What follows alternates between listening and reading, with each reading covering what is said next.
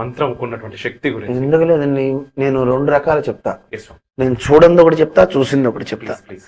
చూడండి మా పెద్దజీయర్ స్వామి వారు, చూసింది మా చిన్నజీయర్ స్వామి చూశారు.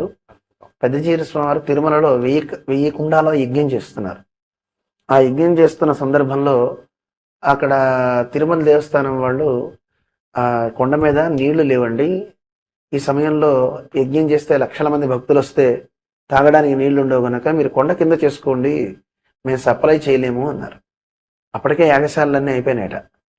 లేకపోతే ఇలా అయితే ఎలాగా, మరి మేము అనౌన్స్ చేశాం కదా అని పెద్దజీయర్ స్వామి అంటే, సరే అయితే ఒక చిన్న పని చేద్దాము, ఒక్క పూట హోమం చేసుకోవడానికి నాకు అనుమతిస్తే ఆ తర్వాత మీరు ఎక్కడంటే అక్కడ అన్నారు స్వామివారు. సరేనండి అన్నారు. దేనికి యజ్ఞం అంటే వర్షం కోసం.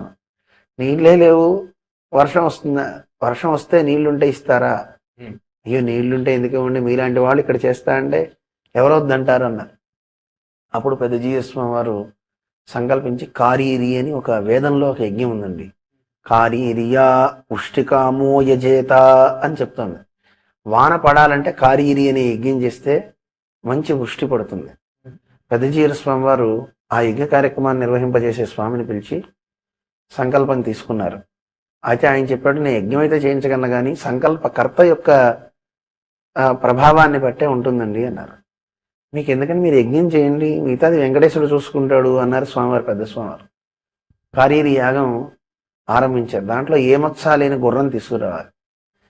ఆ గుర్రం దగ్గర కలశం పెట్టి ఉదయం పూట హోమం జరుగుతుంది. హోమం అయిపోయిన తర్వాత ఆ కలశం పూర్ణాహుతి అయ్యాక యజ్ఞంలో ఉన్న శక్తిని పూర్ణ కుంభంలోకి ఆవాహన చేస్తారు.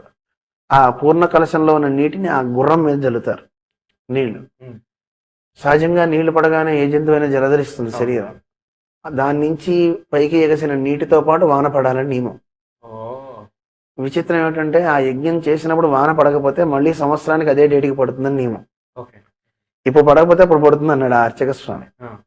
స్వామివారు ఇప్పుడే పడాలి అని సంకల్పం చేసి పెద్దజీయర్ స్వామి ఆ నీళ్లు తీసుకుని ఏనుగు మీద గుర్రం మీద జల్లారు.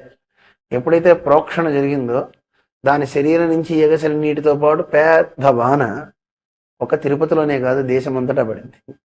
2 రోజుల పాటు వాన పడుతూనే ఉంటే తిరుపతిలో సుమారు ఒక 20 సంవత్సరాల వరకు నీటి ఎద్దడి లేనంత తీర్థం వచ్చిందట. వచ్చిన తర్వాత ఇంకా వాళ్ళందరూ స్వామివారు హోమగుండాల్లోకి అన్నింటిలోకి నీళ్ళు వచ్చేస్తున్న ముందు వాన తగ్గడానికి ఏమైనా యజ్ఞం చేయండి అని అడిగారు. అప్పటిదాకా